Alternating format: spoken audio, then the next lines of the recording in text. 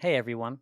This week's episode is centered around psychedelics. And I just want to say before we get started that this and other episodes similar to it are in no way a recommendation to ingest any substance. Psychedelics are not for everyone, and ultimately, above all, must be respected. These discussions are meant for educational purposes and harm reduction only. Thank you.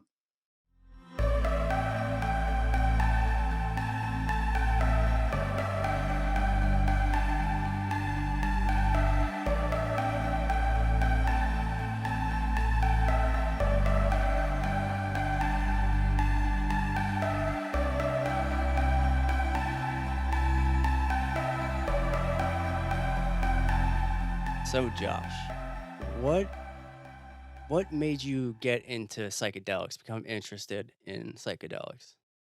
A few things actually. It started, I think, a lot of people say this, but I really do resonate with it. And I think it started when I was a kid, honestly, like just the curiosity of what's out there. I used to lay in bed and just kind of like wonder what the universe was and like, just kind of contemplate questions that a normal child doesn't really, or at least doesn't ask their friends or doesn't talk about, generally in the culture. Not that I think I was like some kind of special child or anything, but I know that some people have certain dispositions toward um like mystical type phenomena, and Mhm. I always thought that I just had a curiosity for it. I used to just like think about random things. Like one thing I used to think about that's kind of strange, I used to think like when I first got my license, I would think if I'm behind a car, I thought, what would happen, really what would happen if I hit this gas right now as hard as I could and I smashed into the back of this car? Like, would I rip the fabric of reality because I as a person would never ever do that? And I'm not going to do that. So I could never know if I would change or rip the fabric of reality by doing something that I inherently would never do because Right. I'm not going to do it, so I can't see that weird outcome. You know what I mean? Yeah. That might be a strange way to put it, but it was just these weird questions. And one of the main questions that I asked myself that I still ask myself to this day is what is up with the fact that reality is a first person view from the perspective of the body that I call Josh? Like, why? That is I think, the fundamental question of the nature of reality is what is going on here? And why, when I go to sleep at night, does it all turn off? And why does all of it act and all of it define itself according to my emotions and what I feel and what I think? And when I started to go down the path of psychedelics and research some of the things that people were saying about them, especially Terence McKenna and Alan Watts and some of these great Buddhist teachers, I realized that they could sort of shed a light on the path to discovering the answers to those questions. And it really wasn't until like 2015, 2016 when I really started to look at the world and see all of the trouble that we've gotten ourselves into and think to myself like how did this happen and what is a better way to move forward? Because there has to be, I mean, with all of human intelligence that we have through all the ages, there has to be a method, a way, a doctrine, an ideology, something like that that will lead us down a better path than what we're currently on. And again, that led me to Terence McKenna and Alan Watts and some Eastern thought, Eastern tradition, and just philosophy in general. And I think it truly allowed me to understand the concept that I think you talk about quite a bit, which is how in school, like we're taught um, what to think as opposed to how to think. And Mhm. I realized that paradigm is real, and that I ended up on the wrong side of it. So Yeah, and it's crazy because you can't know until you know. I mean, you go through like so much of your life thinking you know how to think just because the people around you agree with what you're thinking kind of. You're kind of in a hive mind until you realize that you don't know how to think. That's like a big realization I had too.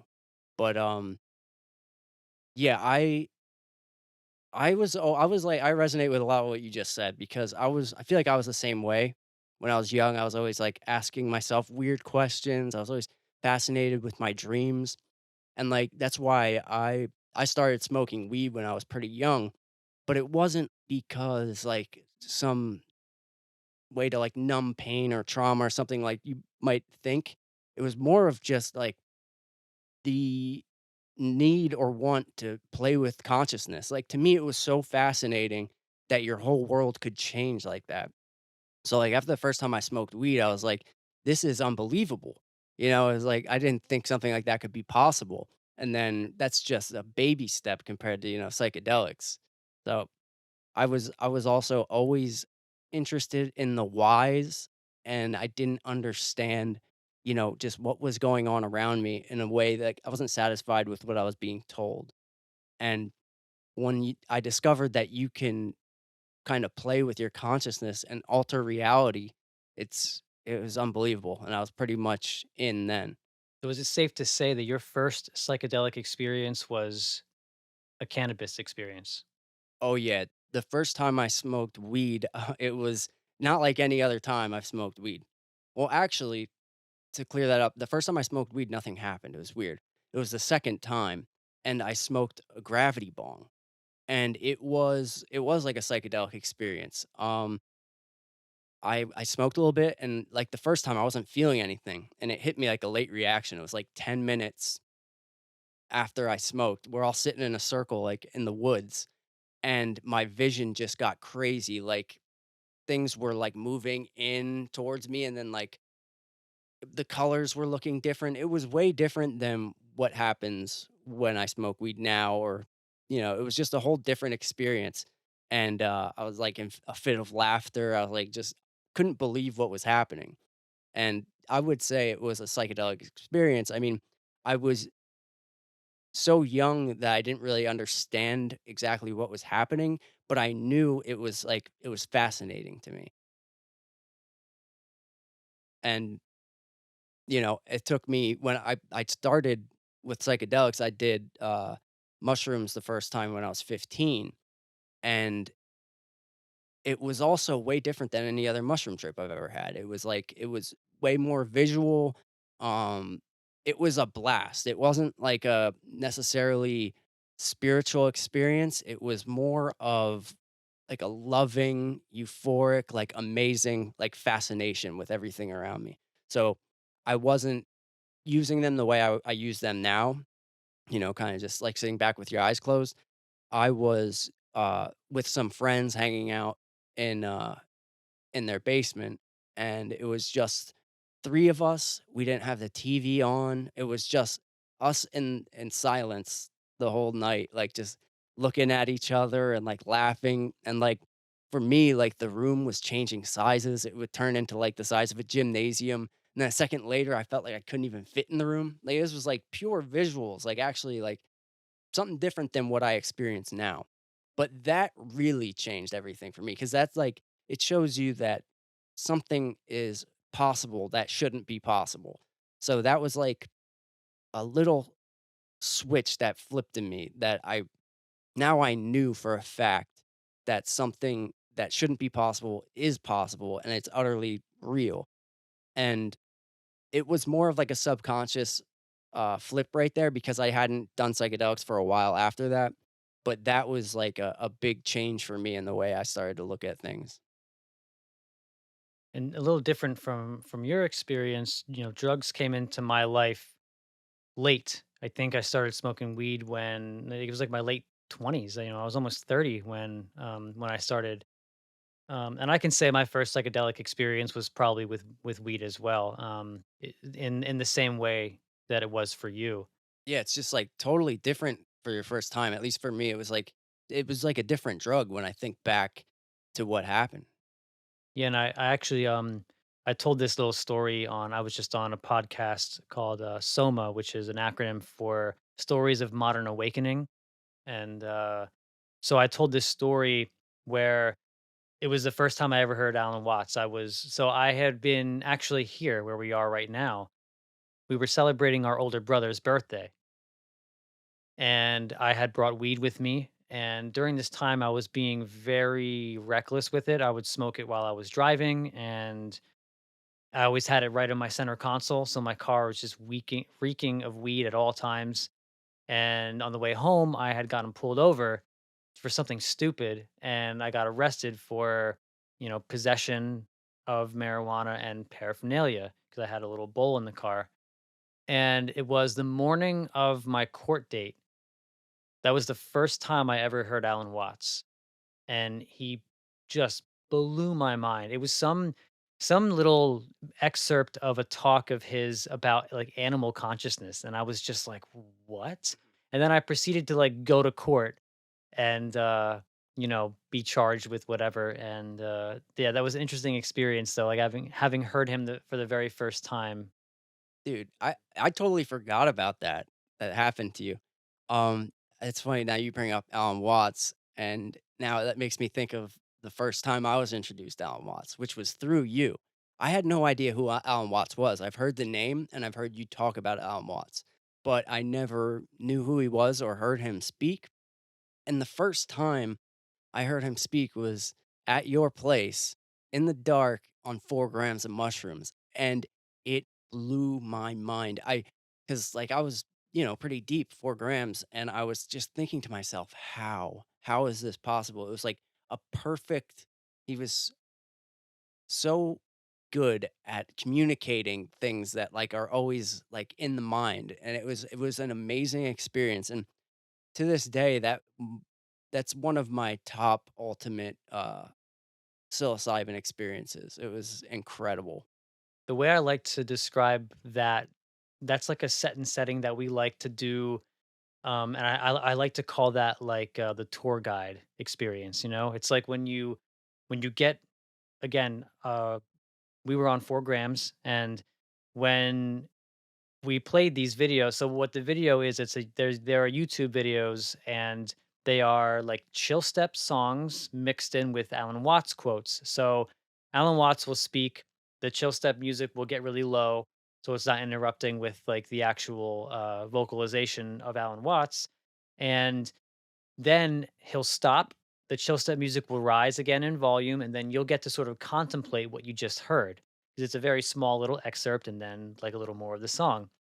And that setting, like I like to call that the tour guide dose and like the tour guide experience, because when you're in this frame of consciousness that mushrooms put you under, your mind is so open and so impressionable. Because so Stan Groff called psychedelics non-specific amplifiers of mental processes. So when you have a non-specific process of like mental amplification, whatever's coming into your head in the physical environment will be amplified.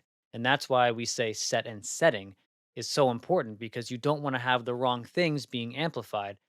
And people who aren't really used to taking psychedelics, a lot of times, even if you take them without any music or without any sort of a tour guide, quote unquote, you can still find yourself in some sticky situations. So a good thing to do on some of your first really deep, uh, large dose experiences is to have that tour guide, and to have Alan Watts or a guy or someone like that sort of guide you through and give your mind stimulus that's going to be beneficial to it within a realm where you're having these like non-specific amplified mental processes. Yeah, that's a perfect way to put it, like a tour guide, because that's how I felt. I had never tried mushrooms that way before. Like I said, that was the first time I heard Alan Watts, so I was just blown away. I was like, "This is the best." It was perfect because when you take if you take mushrooms and you don't have a tour guide, like, then you're dealing with 100% you, which not to say you're not dealing with yourself with, like, the tour experience, but it was like I was able to really relax and let the ideas from Alan Watts flow through me, and, like, it was that's, like, a perfect way to explain it is I was, like, taken for a ride, and I was being guided, and the music was great too. The chill step is works well, but it's interesting, like you said, set and setting, like, the variety of experiences you can have with psilocybin based on how you're feeling and where you are. Because the same dose, if you do it like, let's say Terrence McKenna, his move is always silent darkness. like, that is next level shit. Like, that's purely yourself, and that's a deep experience. I haven't done Silent Darkness, but, I like what I wanna do next time maybe is, um, just darkness with music with no beat, maybe.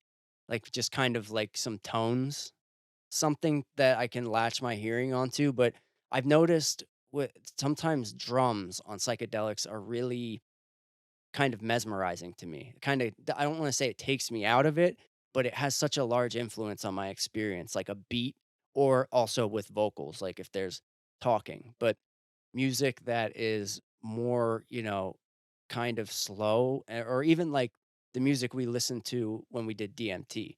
It was like piano and it was like a little bit of nature noises. It wasn't heavy. There's no beat drops. You know what I mean? It was very relaxing and subtle.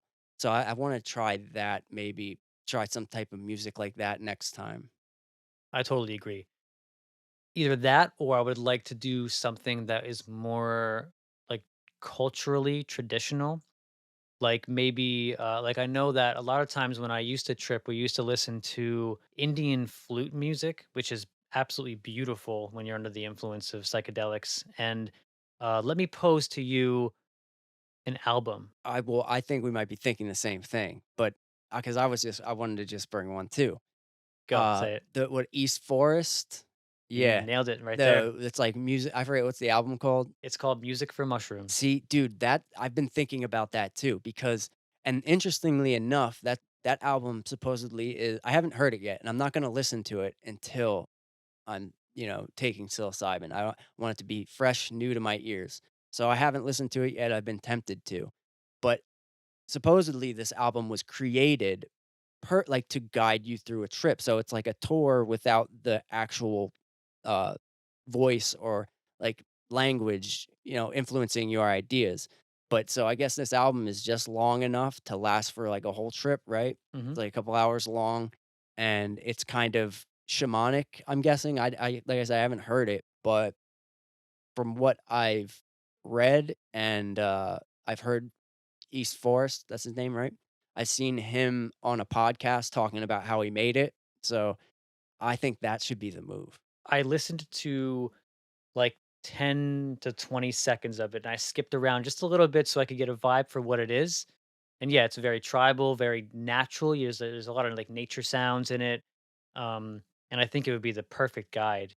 East Forest is the man. Actually, did you know before Ram Dass passed away, East Forest actually visited him and spent a bunch of time with him and made an album uh, with kind of like what we're talking about, like the Alan Watts chill step, but it was his style of music, and intermixed in there was Ram Dass, like at his old age, in his 80s, just giving wisdom to East Forest directly. And he made an album out of that. Wow, that's awesome. Ram Dass also gave him a name. You know how like Neem Karoli Baba gave Ram Dass the name Ram Dass, and like these gurus, they give people names. Well, I heard him tell a story, East Forest, about um, during one of these sessions that they had where they were discussing stuff, he thought in his mind, like, I'm going to ask him for a name. I wonder if he'll give me a name. Hmm. And I forget if it was one of those like synchronistic moments where like Ram Dass just gave him the name, or if he actually, I think he did ask for one. I think he was like, sorry to trouble you, sir, but may I please have like a spiritual name so I can redefine myself as a newly awakened being kind of thing.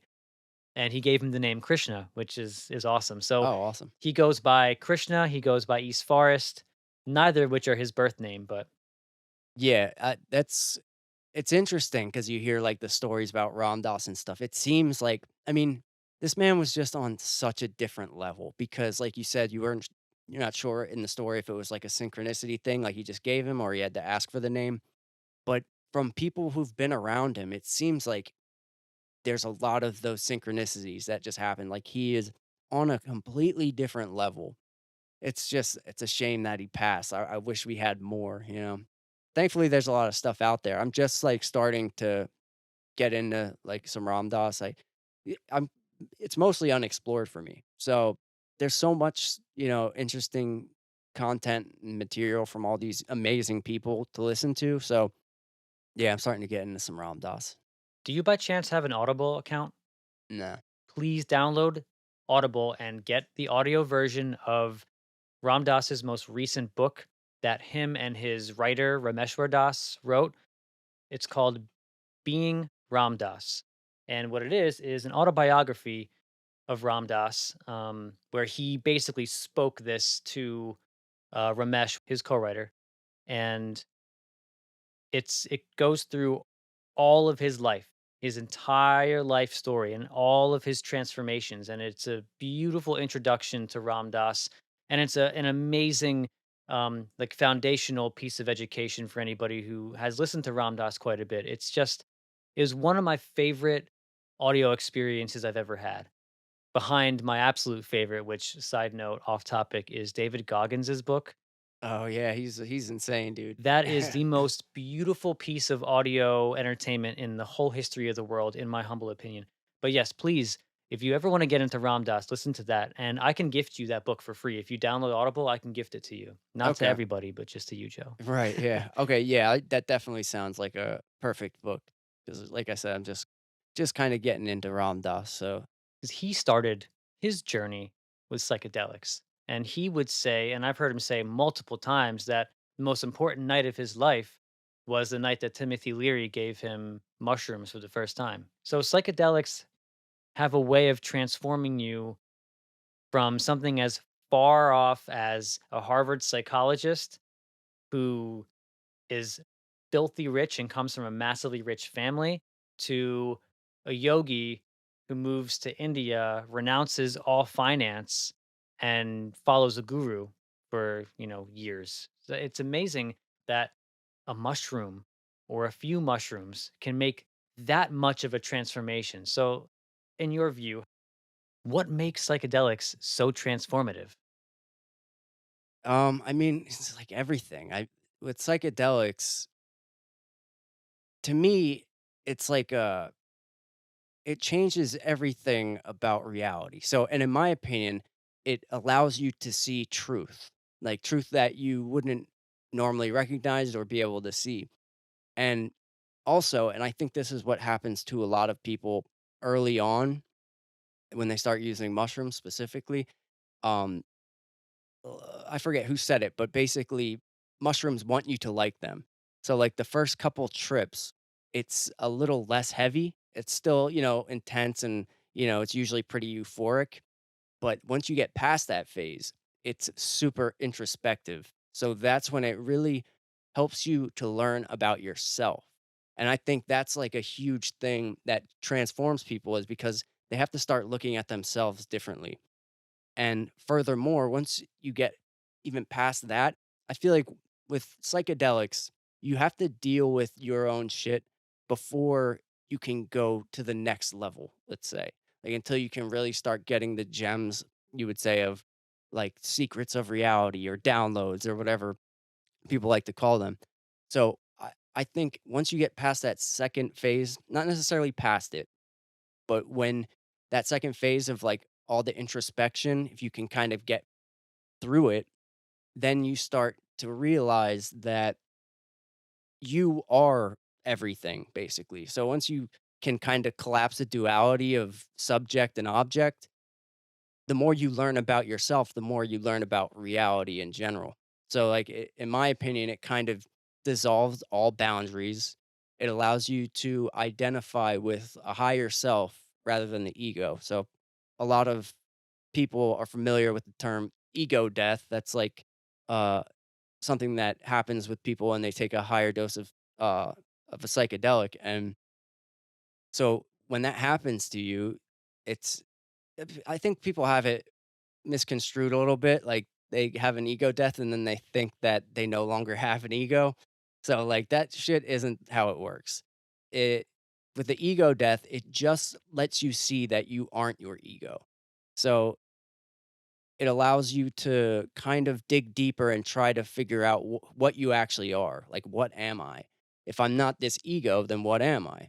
So, with the ego death, it's an important thing, but you have to realize that your ego is still in check. But I think that's one of the most transformative experiences you can have isn't ego death, because then you can begin to question what you are, if not the ego.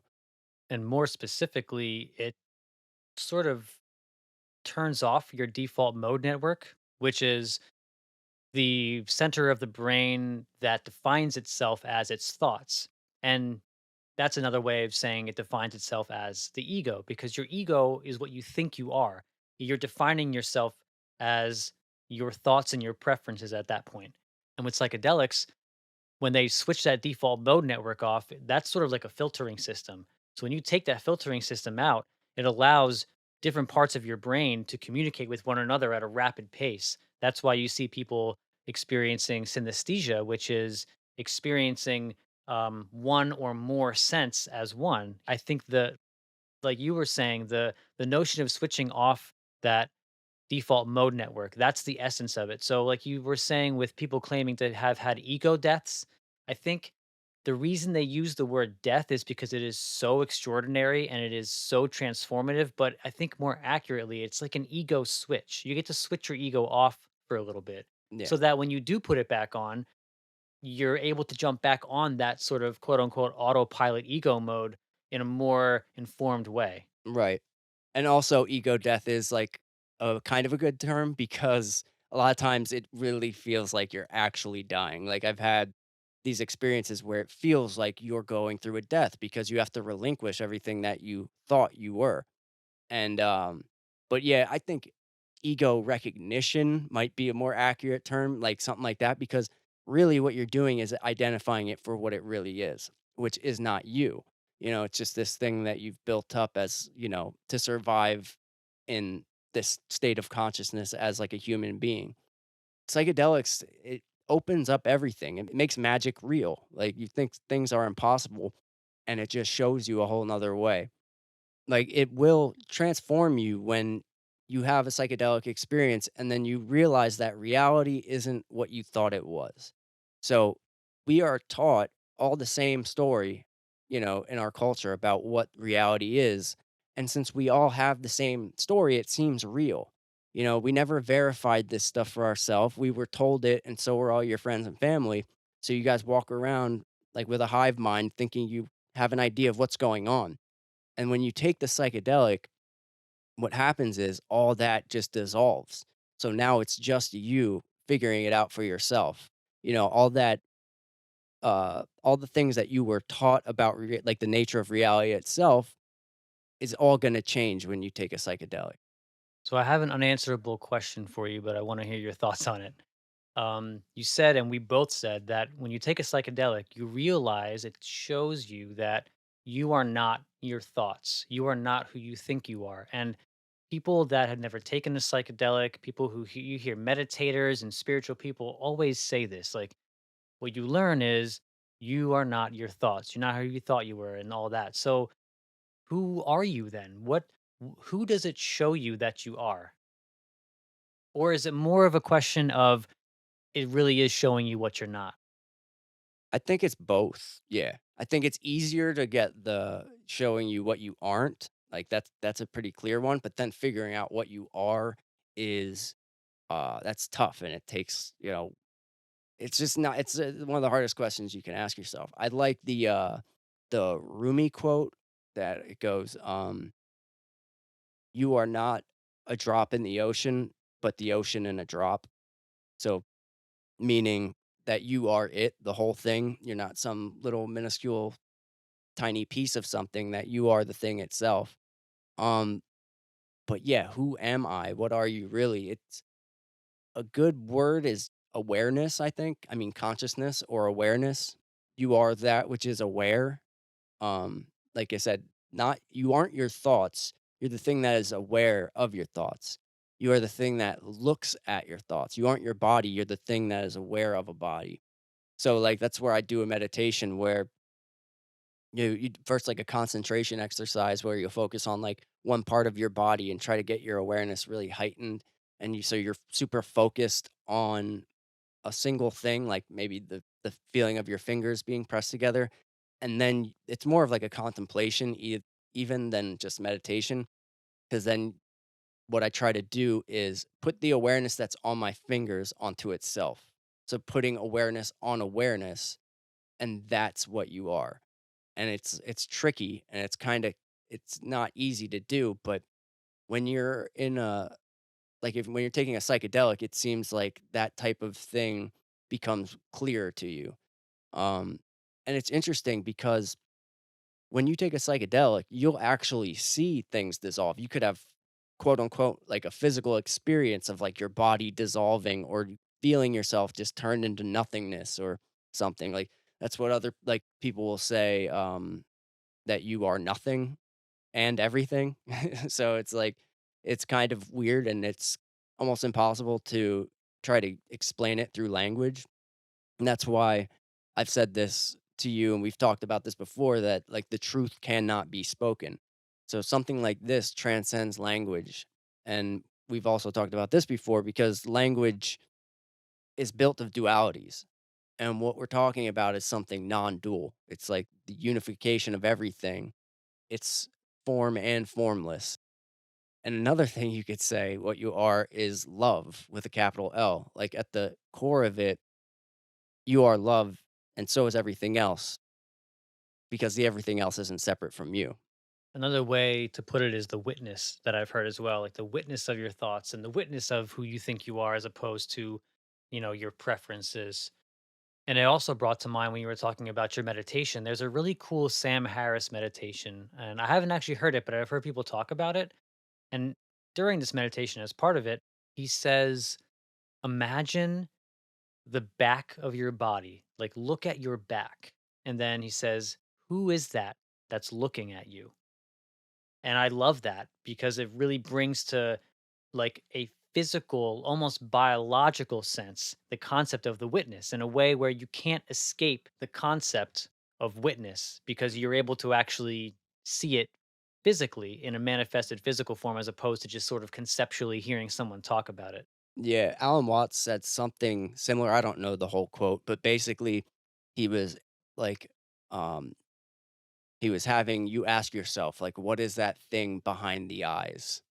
So like when you imagine what's behind the eyes, it's another kind of interesting thing to contemplate or like meditate on.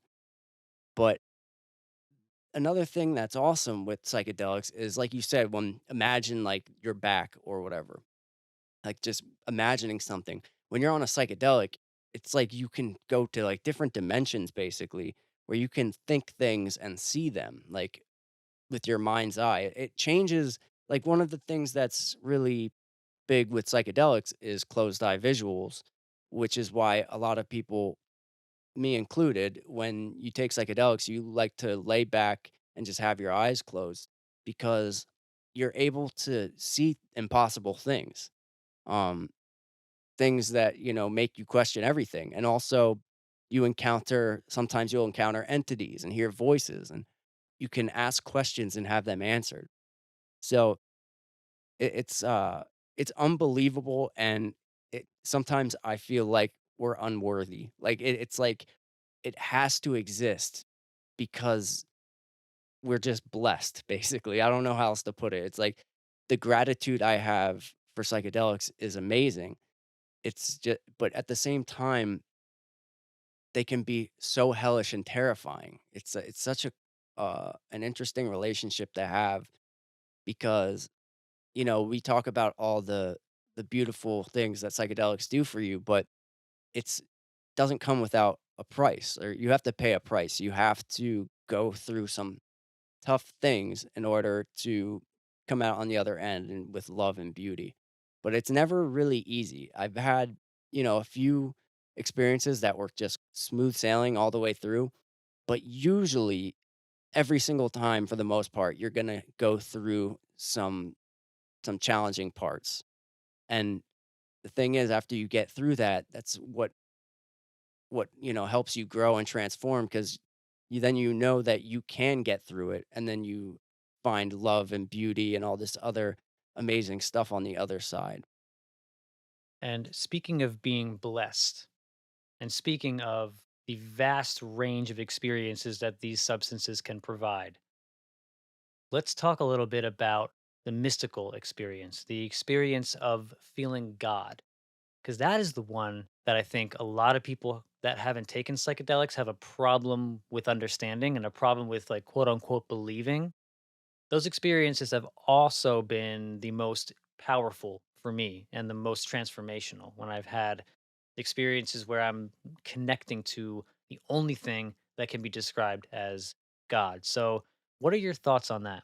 Also, it's definitely the hardest thing about psychedelics to articulate, and that's another that goes to the what I said is the truth cannot be spoken. For me, the experience I had with God, the most intense one I had was with DMT. Before I started taking psychedelics, I was atheist, and the more, I kind of matured just generally, not talking about with psychedelics, I became agnostic because that's just kind of where my logic sent me. But after using psychedelics, I now can say that I know, like deep inside of myself, I know that God is real. And it's insane because there's no way to really explain it, but psychedelics can do this for you. It's just something that will happen if use psychedelics properly and use enough of them. You This will be revealed to you. And I think it's important to know that the more you learn about yourself, the closer you get to God, in my opinion. And from my experience um, with using DMT and having a God experience, I've learned that, God isn't something separate from me, that it is me and it's an eternal, not even being, it's just an eternal, you know, thing. It is eternity. It is, reality itself. But it's it's just unbelievable that from taking these things, you can have a knowledge that's undeniable about God. Um, it's kind of hard to explain past that because you have to have the experience.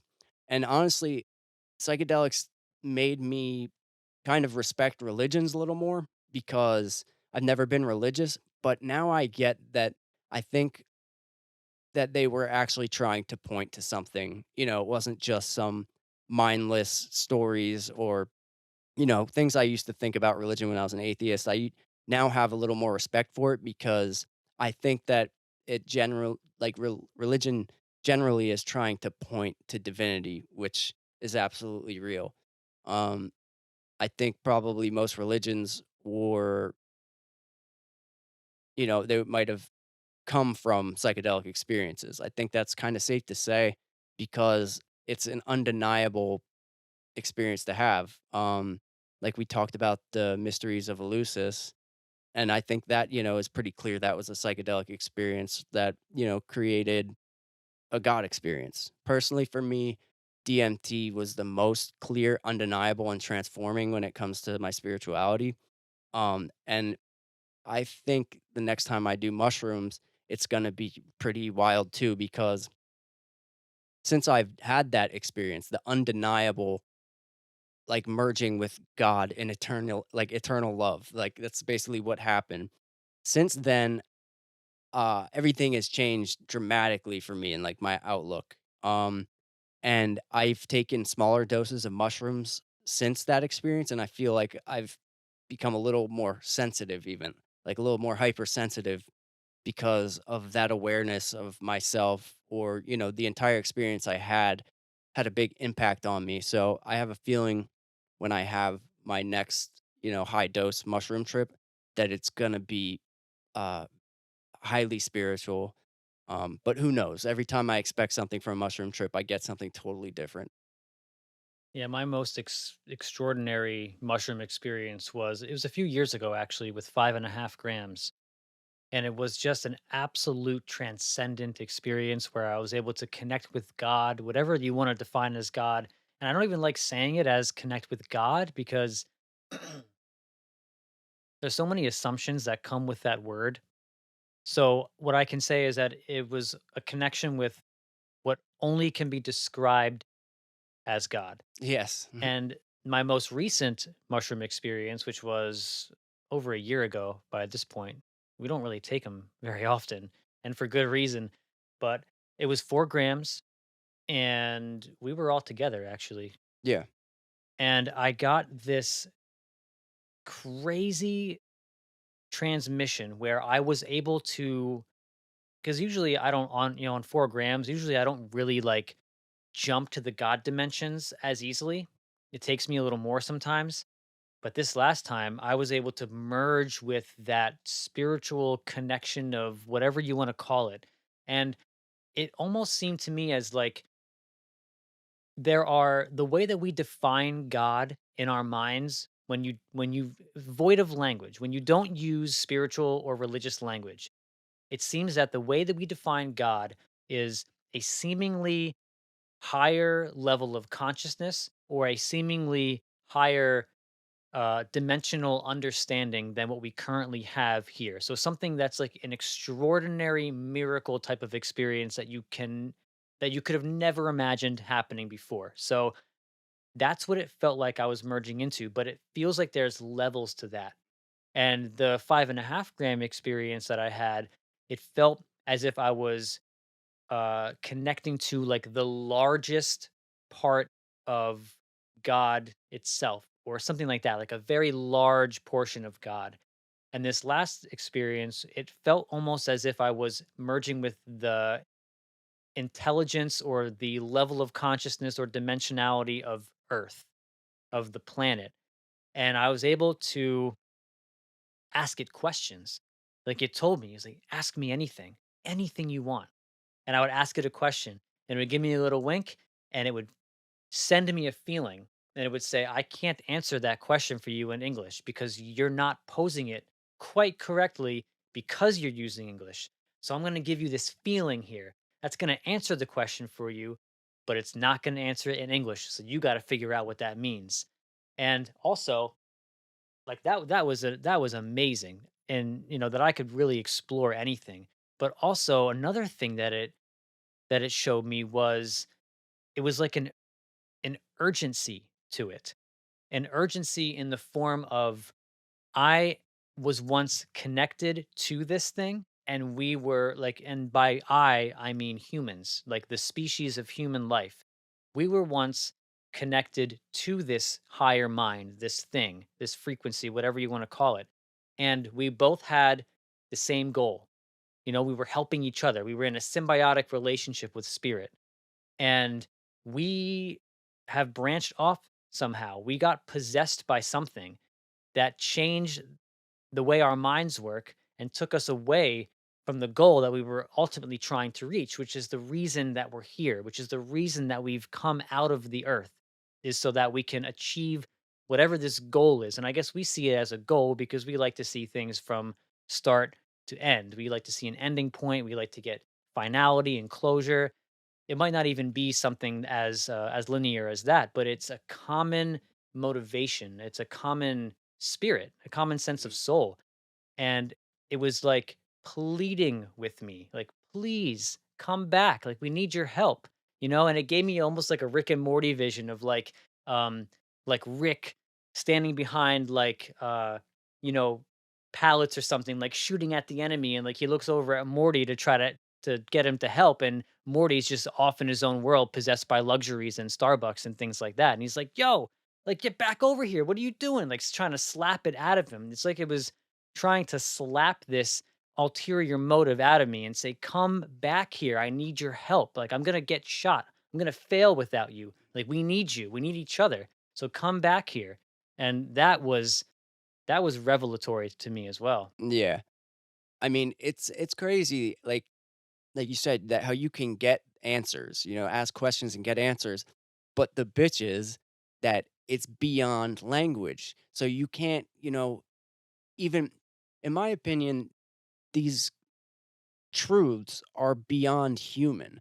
Like, so right now we operate with our logic and reason and our human thoughts. And when you hit these states that are like just transcendent and like purely divine, it's like you can fully understand it, beyond understand it. Like you are it. Like the information, whatever you want to call it, like it's all there and you understand fully. And this is, you know, doesn't even describe it even at all. But like, but the thing is, the truth can't be spoken, as I said before, so you can't give it to anybody else. That's the strange thing about it. You have to have the experience and then you know it. That's why, like I said, I know God exists. It's because I had the experience. I can't tell you how or what it is, rather than, it's everything and it's absolute love. It's infinite. And that's the thing why it's interesting. This thing doesn't end. Like, it's infinite. If you can try to wrap your head around infinity, like, it's impossible. So, like you were saying with God, how you can get to like different levels of these like divine experiences. I've gotten the experience of basically like the love, whatever you want to call this thing, it it it goes for infinity. So like I was getting, battered with love by God myself for eternity. So like, even though I can't use my language right now to describe it perfectly, but in that moment, I understood existence as eternity. Like, I was in a place with no time. There was no past, present, only eternity, and this infinite, absolute love that was going into me. And it was infinite, as in it, the power was, it could go forever. Like, you thought you were feeling the most love that was possible, and then it just amplified more and more and more. And so I know that it was just so much more even yet. Um, but like things like experiencing those levels of love or eternity in a moment, those are things that are beyond human. And so it can't be described accurately, or it can't be even felt properly in your current state. Like, even thinking back to it, I only have like a almost like a dream of the experience. I remember it perfectly, but I can't feel it. I'm incapable as a human to feel that. You know what I mean?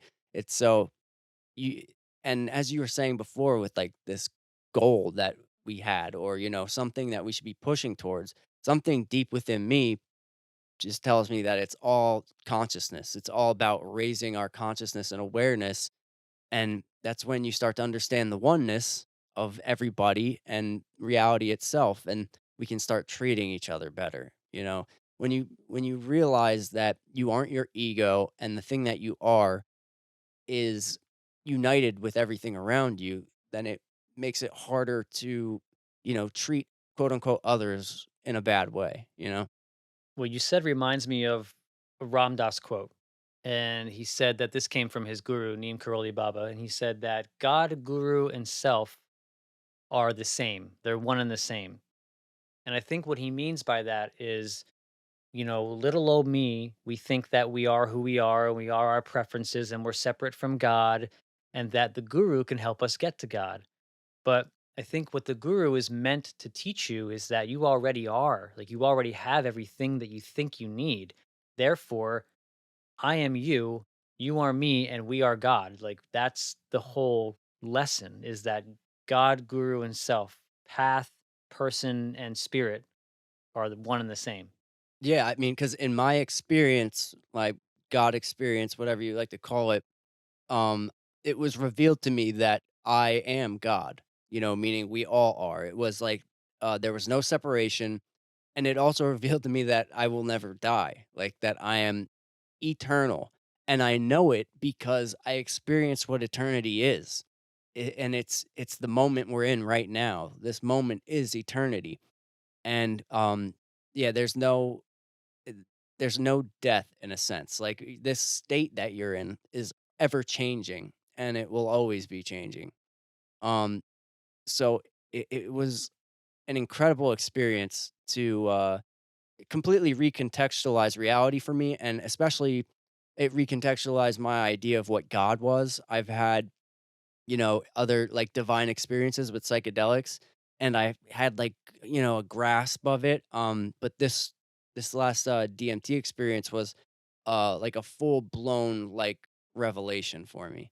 And it's amazing how it can help, a human being deal with, like his mortality, really. That's like I think that's something that a lot of us obsess over, and, it's terrifying to think about your death. And then to have an experience where you feel like you went through death and then came out on the other side as, eternal love, as God, it's just nothing can compare to that.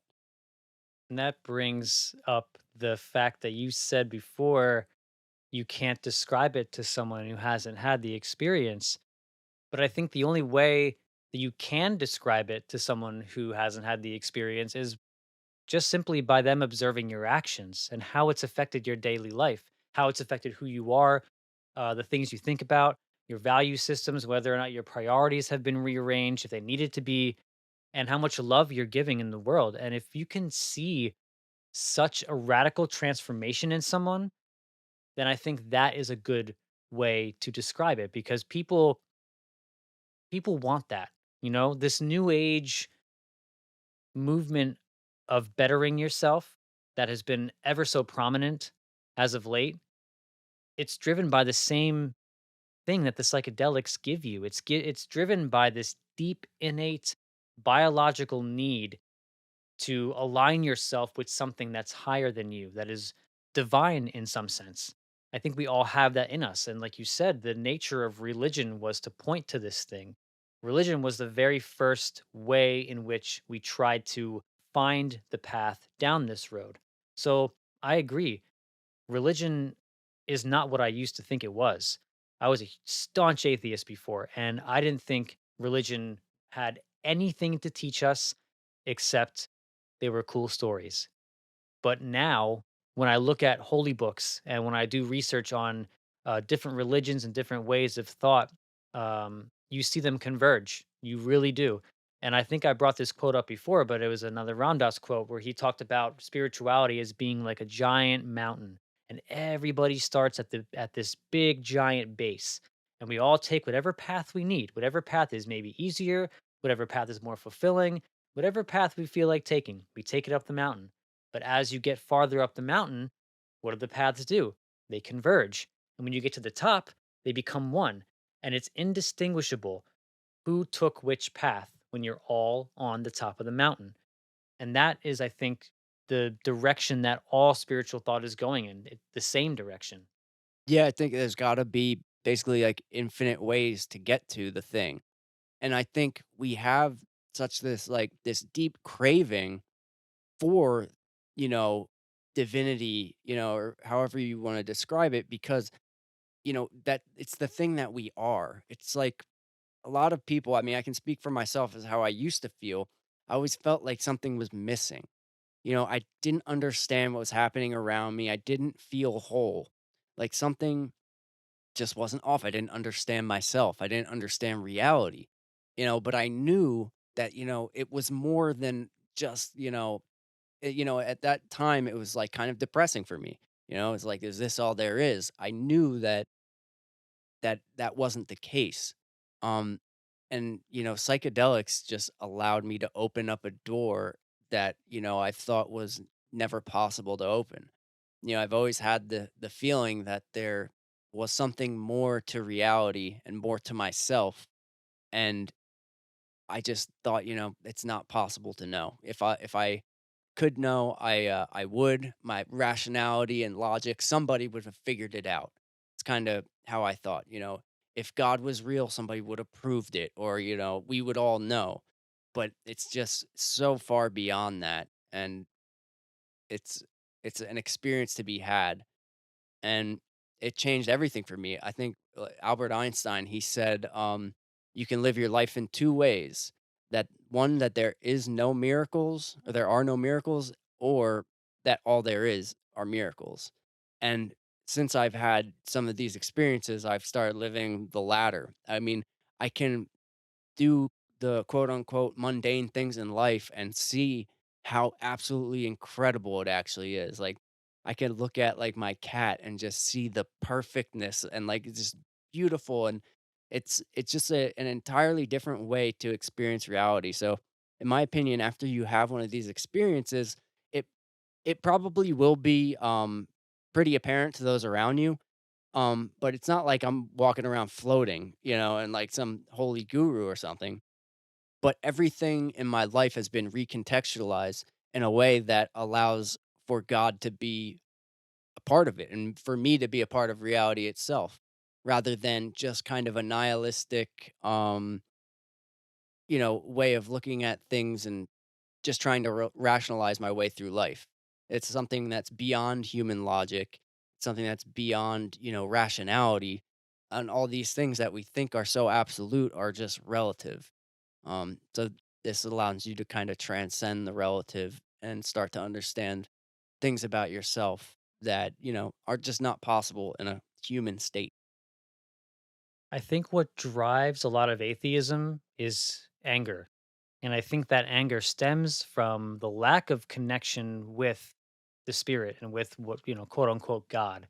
Because something that inevitably for me resulted from having these mystical spiritual experiences as a result of psychedelics was that I was able to and am continually able to cultivate love and compassion in almost all situations where before I would look at something and it would automatically be something to scrutinize, something to judge. It's like the video game, book, or movie reviewer. You look at the subject, the piece of art, and you're looking at it with an eye of judgment because you're thinking about what you're going to write about that piece of art.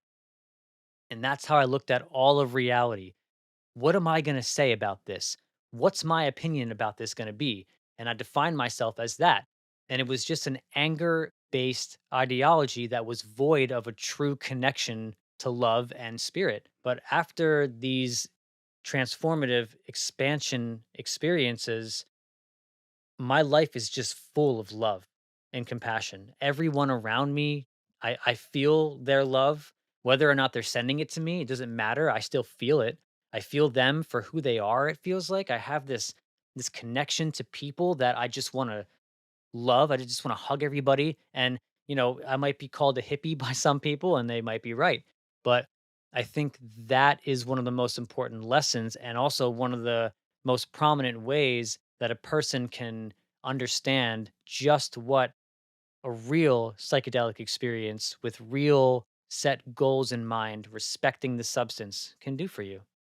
Yeah, totally. I think, I say this to people that, haven't done psychedelics and are curious about it or say that they might try it. I always reassure them that, it's going to be a powerful experience and it's not a recreational drug. The way we've been taught in our culture of like we just use this blanket statement of drug and then that's like any substance that the government doesn't want you to take, Um in my opinion, psychedelics aren't drugs and they're not recreational. It's like it's medicine. It can be medicine.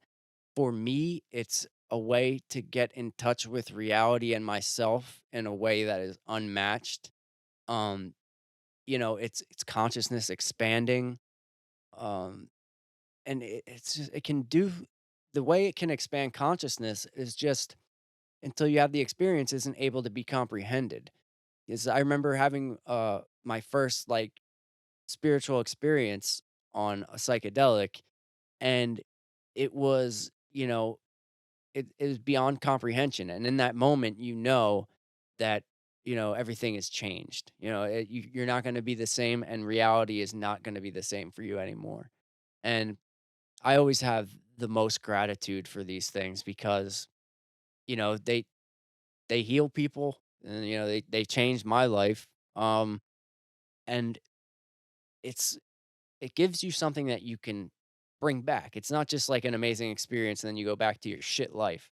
Like you have the experience and it transforms you and then your life can become better, Um like, you see it's helping people with depression and all this. I think that's in the mainstream now. I think the more we go into this in the mainstream, they're gonna realize that the reason it helps with depression is because it adds a spiritual aspect to people and their lives. I mean, that's how it was for me.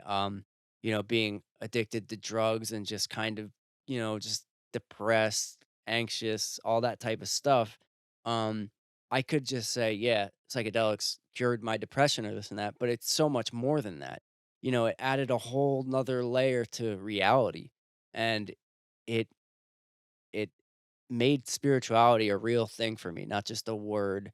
Um, it helped me understand myself. And like you said, it also helps you understand other people so much better. Like the empathy you get from using psychedelics is real. It helps you, or it helped me basically deal with everyday situations so much differently and better than I usually would have. You know, instead of just using the ego to judge, just like you were saying, um, now I try to understand and appreciate the other perspective. Even if I don't agree with it, I can recognize that it's just my ego and my preferences. Not that I'm absolutely right. It's all relative and it's all, it's all worthy. It's all valuable. I'm not, my preferences are no better than anyone else's, even though as the ego, I always think they are. As we all do. Yeah, that's just what it is. And it's also interesting that it changes the way that you look at and define death. That to me doesn't make any sense. Why should that happen? Why on earth should you be able to mitigate the fear of death from someone who is facing it due to cancer, stage 4? You know, they have a few months to live and, they're taking psilocybin as part of these trials and they are losing their fear of death. That to me is such an interesting part of these substances. And I think it goes along with what you just said about adding that spiritual layer to life. It helps you to recontextualize everything, not just what you're doing, but what you're going to do and what is going to happen to you when you become so old or sick that you can no longer live and you have to make the transition to whatever is next. And it supports the fact that there's something that is next.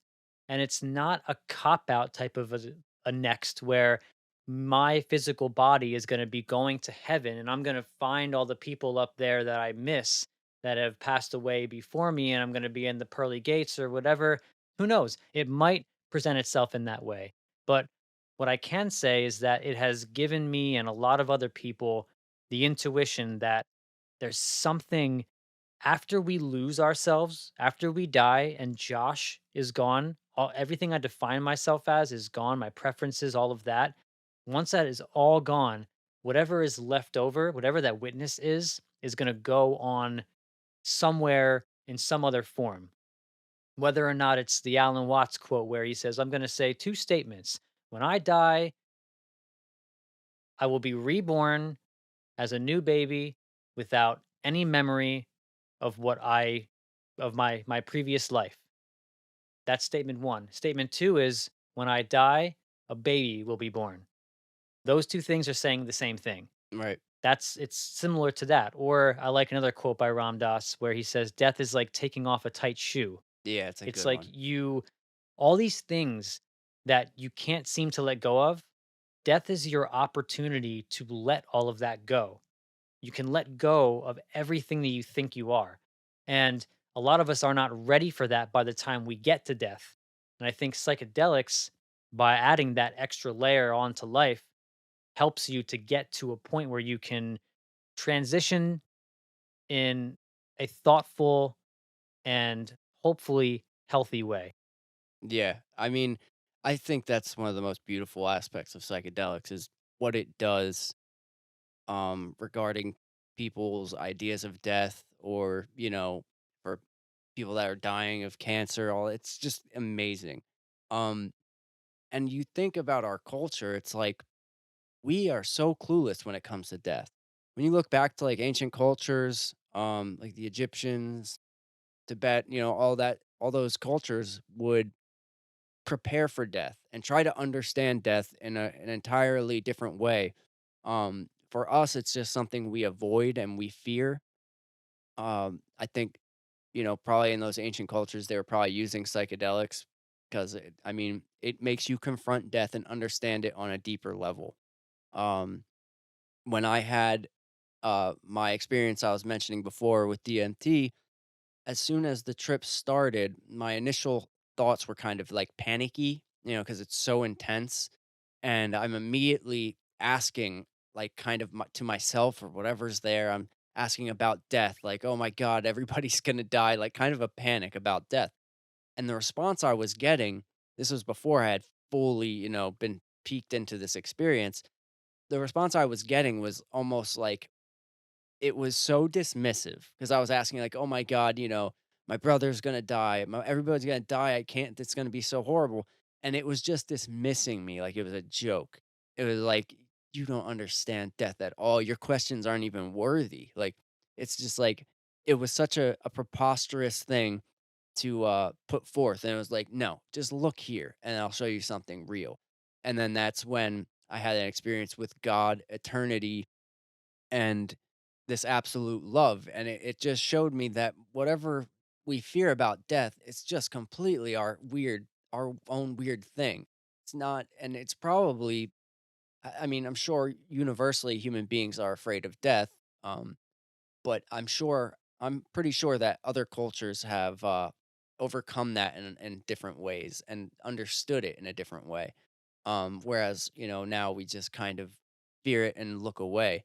I think with the help of psychedelics, you can understand that it's not something to be feared, that it's just something that happens to you, and it's not the end of anything that's gonna happen to you. As I said, the feeling of eternity lets you know that being never stops. You'll always be being. I mean, it might not look the same as this or feel the same, but you'll always be being. Yeah, psychedelics, they have a way of recontextualizing death from a biological survival need to a, a broader sense of what it actually is that's happening to us and what we really are before and after death. Because I think we look at death through a lens of survival because that's the way our biological evolution has guided us because we have to survive. And if you get too caught up in survival and you limit the sense of spirit and soul or whatever goes deeper than the survival of your biology, you're only looking at one aspect of it. And I think when you contextualize death as something that's broader, maybe has a meaning and a purpose as opposed to something to be feared. I think that's a big deal as well, is that I can look at death and I can say, I should die. Like there's a purpose behind my death. Not that I should live forever, but that in order for things to properly move and properly progress in our species, we have to die, and then the new generation takes over and the new generation grows and then they die and then we continuously progress and evolve. And don't be scared because you're still part of it. Just because you die in the 1800s doesn't mean that you're not going to get to see the birth of the internet. Maybe you'll get to see it in some sort of a new biological entity that, you could maybe reference reincarnation or Hinduism for. That to me is a more accurate view of what it is that we are doing and what it is that we move on to. Yeah, I mean, and if you look at like the duality of life and death, like you can kind of transcend it into just life with a capital L. I mean, when something dies, it's still creating more life. Like same with like let's say like creation and destruction.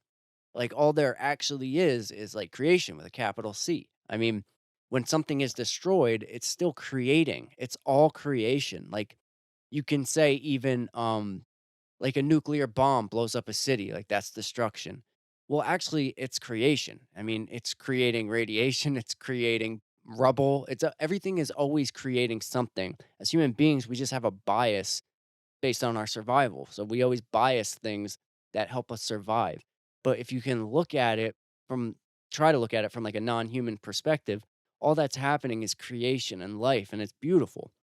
If you can take yourself out of the picture, then you can have a different understanding. And if you can, I try to,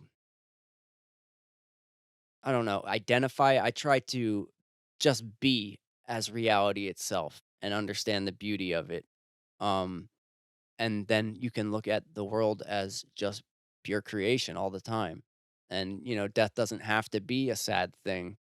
It's sad that you don't get to see somebody maybe when they die, but if you understand them as you, it's just them returning back to you.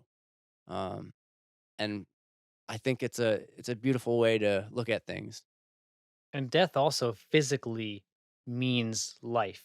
Like, think of composting as a concept or recycling. Like, you're taking something that is no longer in use and you are repurposing it for something that you can use. And eventually that's going to break down and the same thing's going to happen to that. And if you look at a lot of like mycelial networks, fungal networks, and things like that, they grow and they begin in the substrate of biological death. So when something dies, it becomes fertilizer for something else to grow. And whether or not you put a value system on what life means more, that's on you. That's your problem. And that's another thing that psychedelics taught me.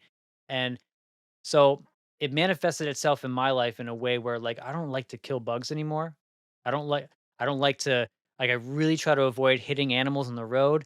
And every time I pass, a deer or a mangled animal on the road, I just like I take like a moment of silence for it, because if that was a human body on the side of the road that you just drove by and you saw these tire marks that were soaked in blood spewing this thing's guts across the road and it wasn't even a recognizable animal anymore, if that was a human body you saw, you would freak the fuck out. Oh yeah. That is just as valuable a life as ours, Hmm. all life is precious. Yeah, and I have that same problem now, and I've had it for a while now with like especially with bugs. Like I don't want to kill them. Um but at the same time, it doesn't even matter anyways. But I do I it's just with psychedelics you have a new sense of empathy with other living things. Cuz it it just gets rid of all boundaries. So then you can identify with all life rather than, putting up as many walls as you can just to protect yourself.